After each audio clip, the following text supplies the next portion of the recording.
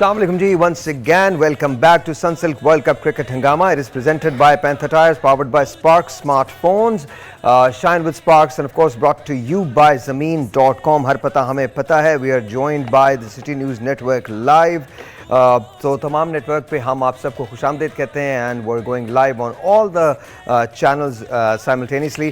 तो जितने लोग मुझे कराची में देख रहे हैं, मुल्तान में देख रहे हैं, फैसलाबाद में देख रहे हैं, लाहौर में देख रहे हैं, everywhere and anywhere in Pakistan, we just want to say welcome back. And of course आज India has advanced to the finals. India ने शिकस्त दी है न्यूजीलैंड को। न्यूजीलैंड की टीम 327 रन बना सकी, जबकि इंडिया ने स्कोर किया था 397 run. Convincing win by India. Of course expected था कि इंडिया फाइनल में पहुंच जाएगा। अब कल जो मैच है उसके अंदर आप ये देख सकते हैं they have one by 70 run, जिसके अंदर विराट कोहली जो है उसने 117 रन स्कोर किए हैं और आज कोहली ने सचिन तेंदुलकर का रिकॉर्ड जो है वो तोड़ दिया है। 150 उन्होंने 100 कर लिए हैं and that's unbelievable for any batsman to achieve that. लेकिन Virat could do it, Virat certainly did that today. और ये बड़ी नीडेड विन थी जो इंडिया को चाहिए थी। इंडिया की इस पूरे टूर्नामेंट के अंदर ये 10वीं विन है। अगर वो वर्ल्ड कप का फाइनल जीतने में कामयाब हो जाते हैं तो वो दे B unbeaten through out the world cup. आज कोशिश एक वक्त ही ऐसा आया था जब लग रहा था कि New Zealand might sail to the victory, लेकिन ऐसा नहीं हुआ and of course India grab the position. और उसमें एक बहुत बड़ा हाथ रहा शामी का, जिन्होंने 7 विकेटें हासिल की हैं 57 रन के एवज। तो to me I think Shami and Kohli was the hero, but then again Shubman Gill was there, और I think Iyer की batting was really good. Shreyas Iyer जो थे he was really good. So it was a very convincing win for India. Let's talk about that, sir. As expected कोई चीज़ surprise नहीं रही। India ने एक बड़ा score put up किया और उसके बाद न्यूजीलैंड अंडर प्रेशर ज़रूर रहा, लेकिन दे फॉट ब्रेवली। नहीं, आज एक टाइम पे लग रहा था और एक बंदा तो बार बार दुआएं मांग रहा था जाके इधर उधर और उसको मैंने पहली दफ़ा देखा कि वो नर्वस था। सर कबाब खा के इतना उदास मैंने किसी को नहीं देखा। कबाब उड़ा के अगर बंदा इतना उदास हो तो फिर यार उस वक्त हमारी टीम की पोजीशन अच्छी थी। अच्छा जी, थैंक यू। ये देखा हमारी टीम। So इनका ना आईडी चेक करवाइए कहाँ का है। मे बी ऑकलैंड चॉकलैंड की पैदाइश तो नहीं है। I don't know, but New Zealand is a good place to live and coach. नहीं, आउटस्टैंडिंग क्रिकेट के लिए देखें डिफरेंस वहाँ पे आया हेनरी का। वो रहने के लिए कह रहे।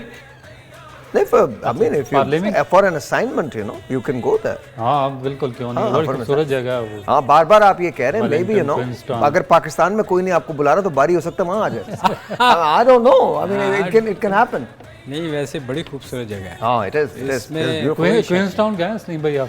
मैं सारी जगह गया हूँ, मेरे टूर वहाँ गए जहाँ आप नहीं गए। नहीं, वहाँ के साहिर भाई 20 सालों में आपने इतने टूर किए हैं कि आपको वहाँ जब हम उस वक्त लोग कैसे हैं? लोग बहुत अच्छे लोग हैं, बहुत शरीफ, बहुत डिसेंट किस्म के लोग। जब हम आया करते थे वहाँ अपना कोई रेस्टोरेंट ही नहीं था। अब तो मुझे नहीं पता कि क्या हाल है वहाँ लोग कम थे। हाँ, वो भेड़ बकरियाँ ज़्यादा थी, को 1 मिलियन के करीब। आई थिंक अभी ऐसा ही है, बहुत ज़्यादा आबादी नहीं है, लेकिन कुछ बेहतर हुआ। मगर साहिर भाई अब पॉपुलेशन उनकी काफ़ी ज़्यादा। बट दे से it's a very peaceful place. अच्छा, these are the highlights, ये आप देख सकते हैं। Check this out. I also love I love Rohit Sharma. वो जिस तरह से खेलते हैं मुझे बहुत ज़्यादा पसंद है, और विराट ने जो इनिंग्स खेली है वो तो कमाल ही खेली है। साथ साथ Shreyas Iyer. Look at this, India was total in command. मैं तो इवन ये भी एक्सपेक्ट कर रहा था कि शायद इंडिया 430-435 तक का स्कोर ले जाए, बट अगर आउट ना होते तो। क्या अगर आउट ना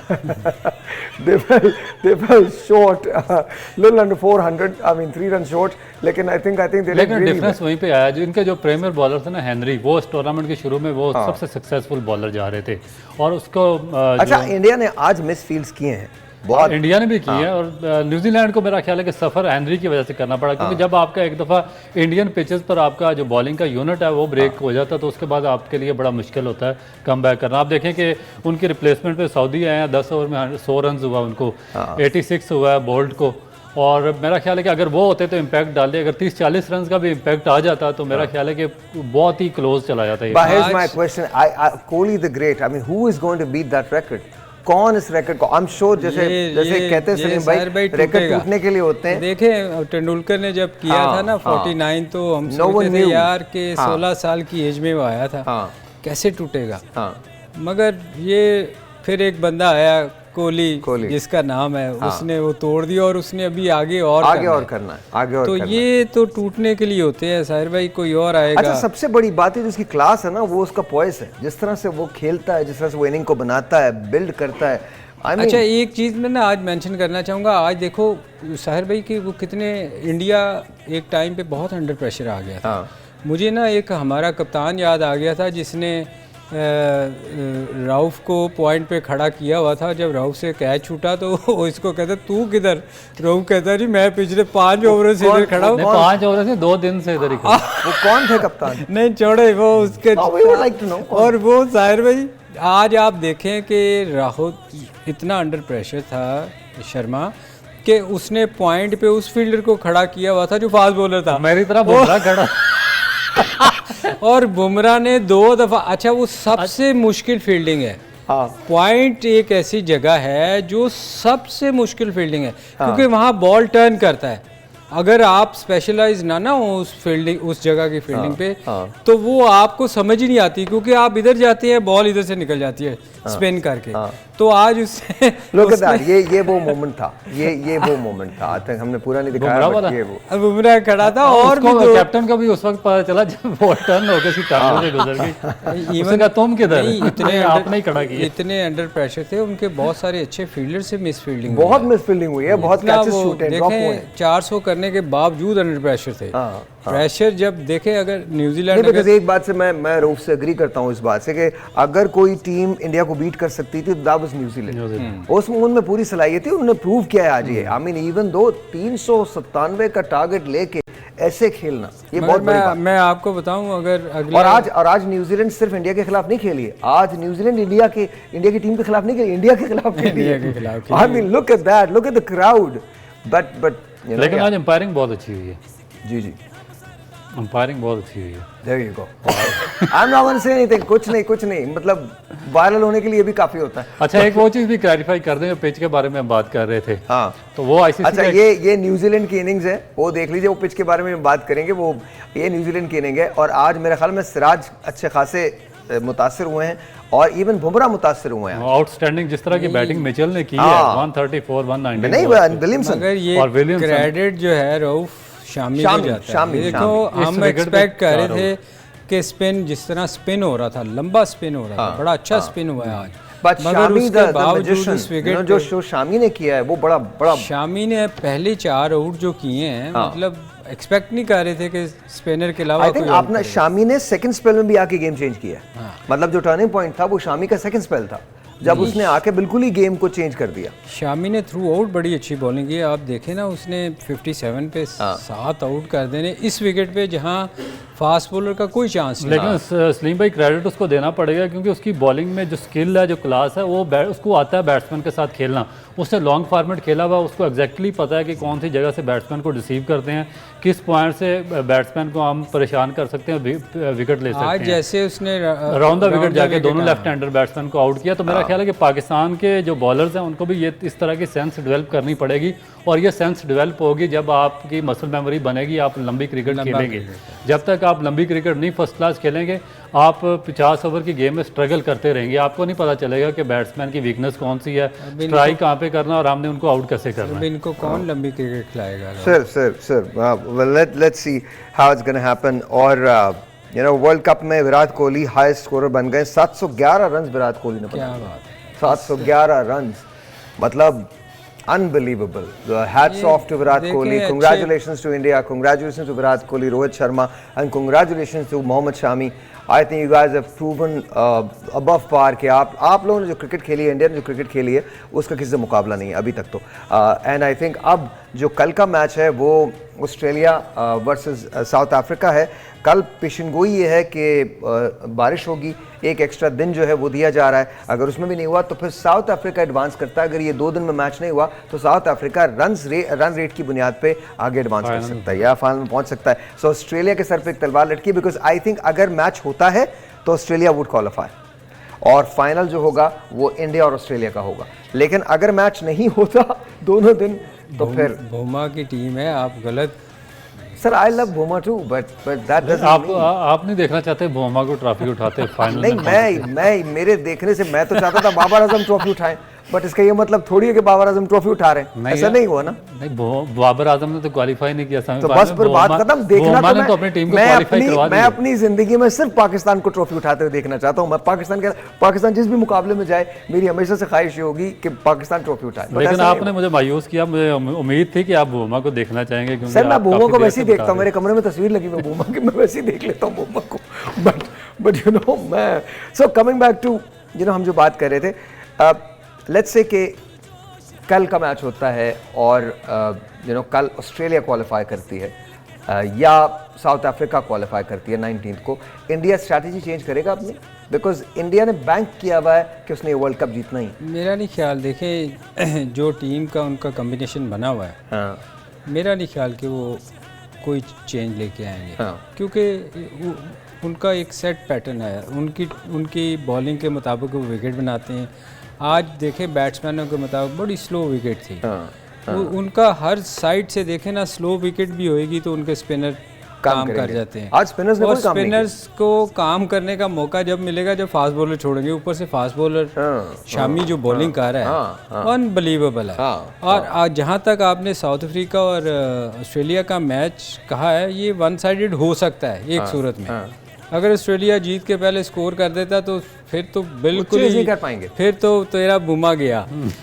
इसलिए कि वो सेकंड। अच्छा, ये जो पिच की कंस्पिरेसी है, ये क्या है? पिच जो चेंज की है 6 से 7वें, क्या है? नहीं, वो मेरा ख्याल वो आप अगर स्टेट जी, हमने आईसीसी इजाजत लेने के बाद, उनसे मशवरे के बाद, उनको बताने के बाद फिर हमने ये चेंज किया और ये वो कहते हैं कर सकते। वो कह रहे हैं कि जो लॉन्ग ड्यूरेशन के टूर्नामेंट जिस तरह ये वर्ल्ड कप है जिसमें काफ़ी मैचेस होते हैं, उन्होंने काफ़ी सोचा इस पे, तो मेरे ख्याल उन्होंने इस पे ये चीज़ हो जाती है कि ये हम बेहतर यही है कि ये कह के हम कर सकते हैं। अच्छा, हालांकि मेरा नहीं ख्याल कि आप आईसीसी के अगेंस्ट जाएं, मगर मे भी हो नहीं। वो कह रहे हैं कि हमने जो आईसीसी का जो स्टाफ था, ग्राउंड स्टाफ, ये जो पिच क्यूरेटर था, हमने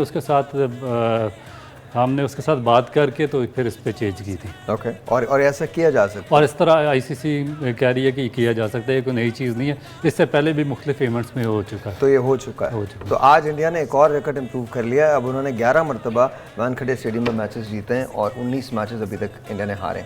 एक और बराबर हो गया है। अब जिस टीम ने पहले खेला है वो टीम भी 14 मैचेस जीती है स्टेडियम के अंदर, जिस टीम ने बाद में खेला वो टीम भी 14 दफ़ा जीती है।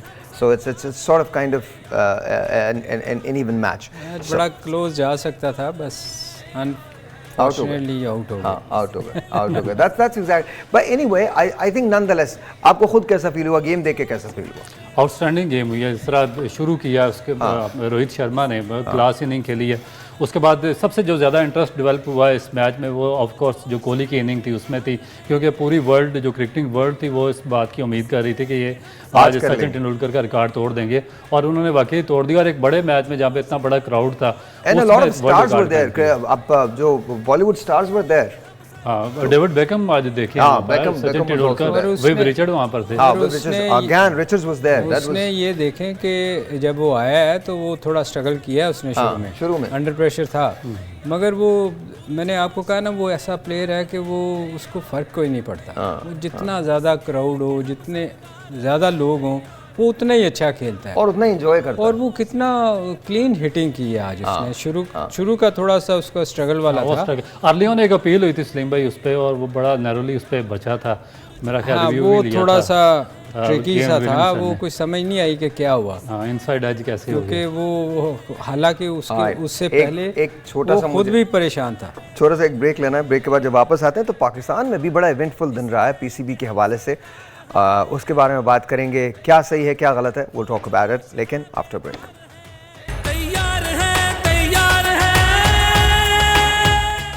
All right, G, once again, welcome back. It was an eventful day today. Babar Azam left the captaincy in all 3 formats. Let's talk to maestros here.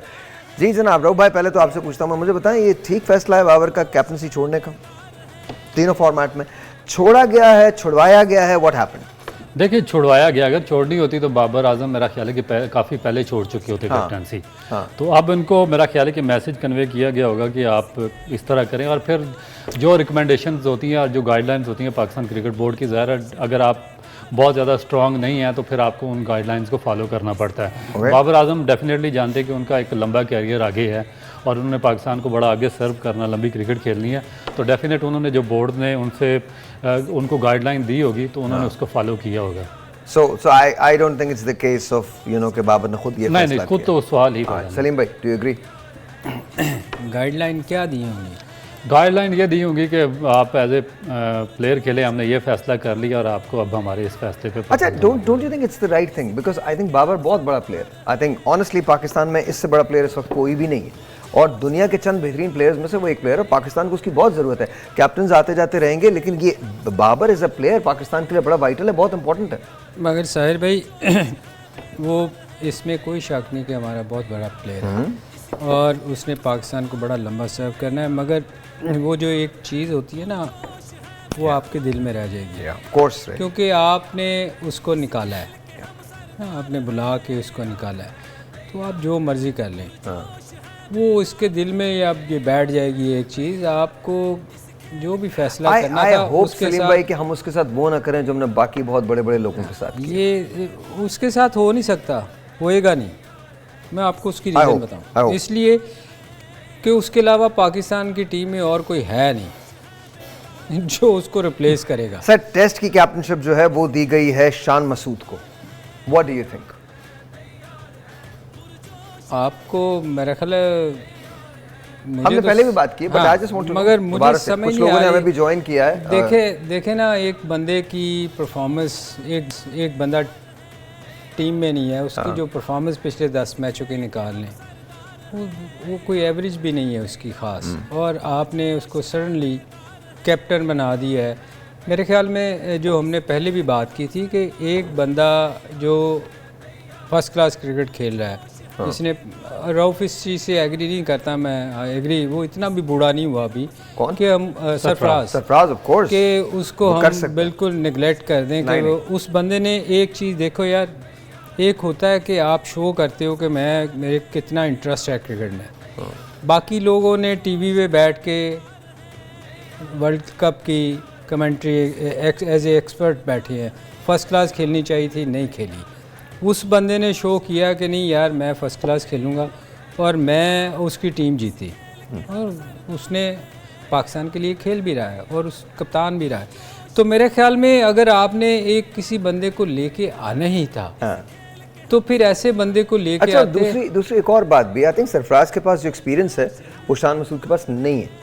वो मुझे लगता है कि सरफराज एक सीज़न कैप्टन रहा है, उसने कैप्टनशिप किया, और ये दौरा ऑस्ट्रेलिया या न्यूजीलैंड बहुत कोई आसान दौरा नहीं होगा, नहीं, बड़ा पाकिस्तान के लिए मुश्किल दौरा होगा, मुश्किल टाइम है। हाँ। इसके लिए देखें, बेशक देखें, ये मेरा ख्याल है ये उसके लिए भी अच्छा नहीं होना, शान मसूद के लिए, क्योंकि ये आसान टूर नहीं है कि आप जाएंगे, आप जिम्बाब्वे के खिलाफ जीत के आ जाएंगे, आपको बड़ा टफ टाइम मिलना है वहाँ। और जाते ही आपको उन्होंने यहाँ से गिट्टे से ऊपर, हमारा बॉल नहीं आता, जाके फर्श में आपको उन्होंने पहला टेस्ट मैच, और पहले टेस्ट मैच वो हमेशा यही होता है, वो आपको जाके ऐसी विकेट पे खिलाते हैं कि आपको समझ ही नहीं आती।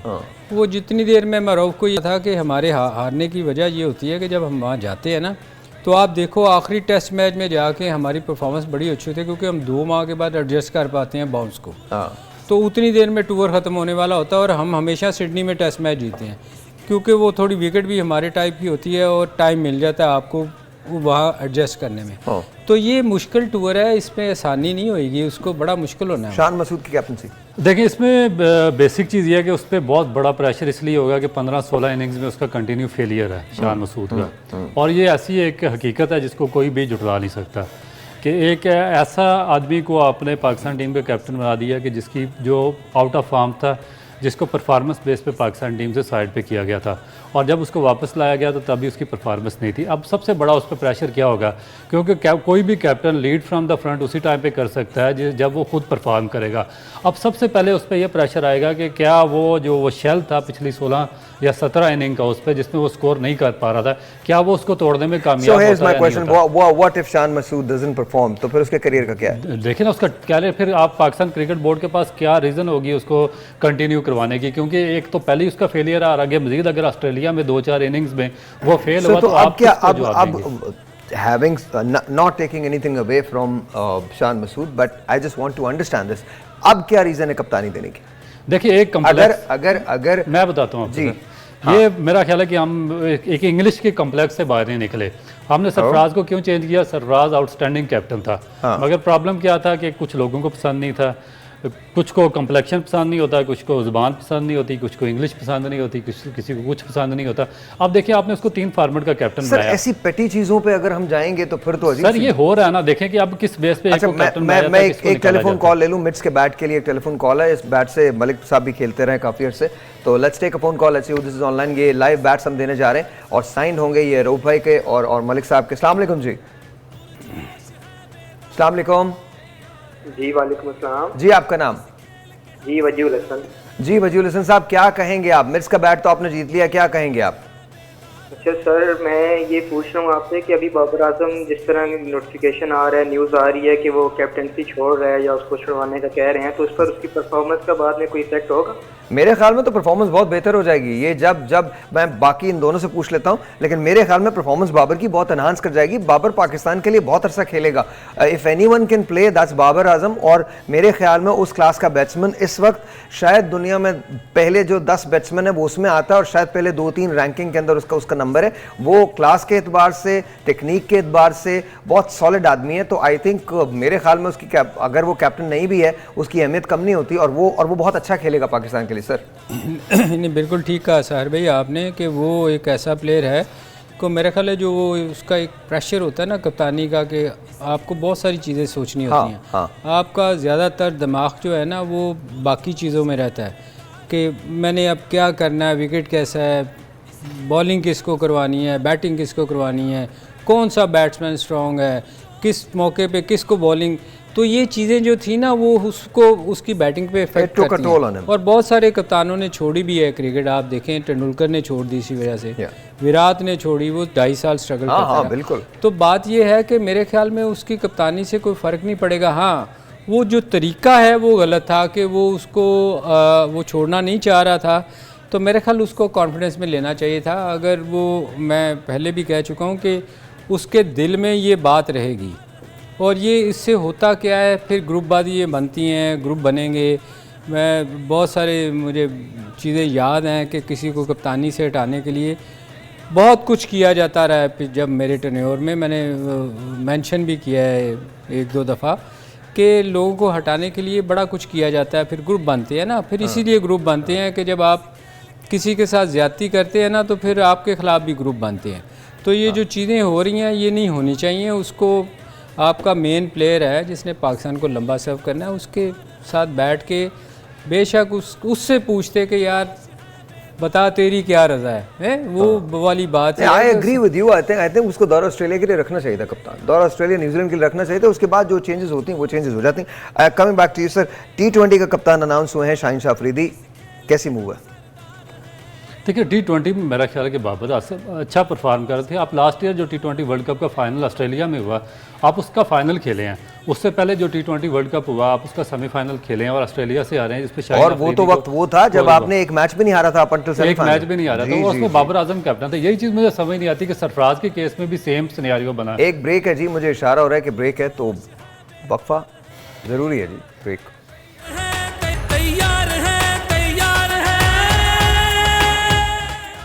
वंस अगेन जी, वेलकम बैक। हम बात कर रहे थे शाहीन शाह के लिए। ओडीआई का कैप्टन अनाउंस नहीं हुआ सर, वो कह रहे हैं ओडीआई का कैप्टन लेटर अनाउंस करेंगे। Is that normal?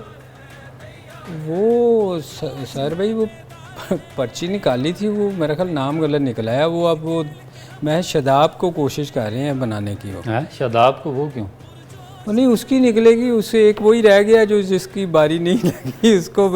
अभी तो उसके कप्तानी के लिए, इसके लिए भी बातें हो रही थी। मेरे ख्याल आपसे भी पर लिया गया था, मैं सुन रहा था उस वक्त टीवी पे कि उसको कप्तान बना रहे हैं। तो वो एक वनडे के लिए मेरे ख्याल वो सूटेबल है, क्योंकि जिसकी सबसे अच्छी परफॉर्मेंस ना हो वही कप्तान बन सकता है। Right there. मोहम्मद हफीज़ जो है वो टीम के डायरेक्टर हैं। तो मैंने पहले भी आपसे एक क्वेश्चन किया था, रियली मैं समझ नहीं पा रहा हूँ। Director is the head coach, ऐसा है? जी। ये मेरा ख्याल है कि अभी कोई नया ओहदा इंट्रोड्यूस करवाया पाकिस्तान क्रिकेट बोर्ड ने कि मिकी आर्थर को डायरेक्टर लगाया था इन्होंने पाकिस्तान टीम का। अब ये नहीं समझ आती कि Mickey Arthur as a head coach है या डायरेक्टर है। Director Mickey Arthur will still be there? वो अभी होंगे वहाँ?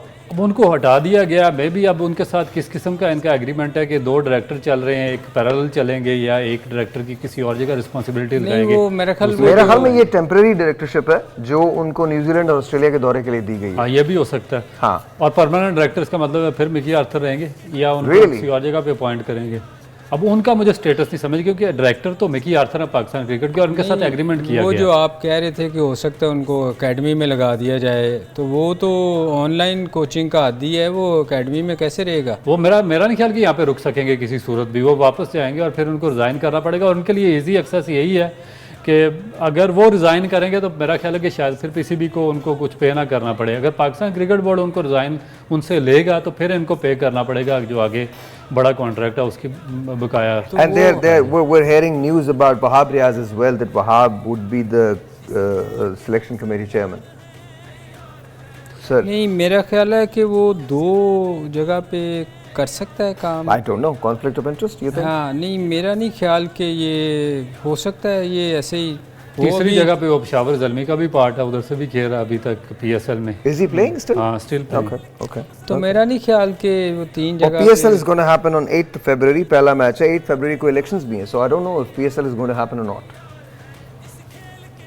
नहीं, मतलब PSL तो होगा, लेकिन इनकी एक मीटिंग चल रही थी को होगा या नहीं होगा, नहीं, इनकी एक मीटिंग चल रही थी जिसमें इन्होंने डिसाइड करना था कि पीएसएल क्या पाकिस्तान में होगी या यूएई में शिफ्ट कर रहे हैं। Oh yeah. तो वो अभी तक मेरा ख्याल है कि कंफर्म नहीं, क्योंकि अगर इलेक्शन की डेट और पाकिस्तान पीएसएल की सेम डेट्स हुई तो मेरा नहीं ख्याल कि यहाँ पर पीएसएल आप करवा सकते हैं। नहीं, मगर यार ये बड़ी मुश्किल से हमने पाकिस्तान में लेके आए हैं इसको, अब मेरा नहीं ख्याल कि I don't think it should go to UAE. I think Pakistan के तो हमको क्या है, हमारे ही तो लोग हैं। अच्छा, फिर हमारे स्टेडियम्स बनने चाहिए, 4 स्टेडियम्स के अलावा आपके पास स्टेडियम्स नहीं है, अब स्टेडियम्स बनने चाहिए और दूसरे शहरों में बनने चाहिए क्रिकेट को अगर, तो आई थिंक उसके पूरे डोमेस्टिक ढांचे को चेंज करने की जरूरत है। I don't think it's that simple कि हम उसको, अगर हम ये क्वेश्चन अवॉइड करते रहे, इसका सोल्यूशन नहीं दरियाफ्त किए, तो फिर ऐसा ना हो कि 3 साल के बाद हमको क्वालिफायर खेलना पड़े। सहर भाई, मैं आपको मजे की बात बताऊं, ये कोई भी स्टेडियम जो है वो पीसीबी का नहीं है। ये सारा स्पोर्ट्स बोर्ड के हैं। ओके, पाकिस्तान स्पोर्ट्स बोर्ड के हैं ये। वो किसी वक्त भी इनको कई दफ़ा रोक देते हैं, ये इनके नहीं है स्टेडियम। हमारा पीसीबी का कोई भी अपना स्टेडियम नहीं है। एक टाइम मुझे याद है, आरिफ अली खान अब्बासी साहब जब थे चेयरमैन, तो वो नेशनल स्टेडियम कराची मेरा ख्याल है कि पाकिस्तान क्रिकेट बोर्ड के प्रॉपर्टी है, शायद हो, मगर मोस्टली जो है ना वो पाकिस्तान स्पोर्ट्स बोर्ड के हैं। इवन कजाफी स्टेडियम आपका नहीं है, पीसीबी का नहीं है। ये पाकिस्तान स्पोर्ट्स बोर्ड के अंदर है। वो एक टाइम पे ना बनाना चाह रहे थे सामने स्टेडियम। अच्छा, let's talk about tomorrow. Let's talk about Australia and south Africa. कौन सी टीम है सर आपकी?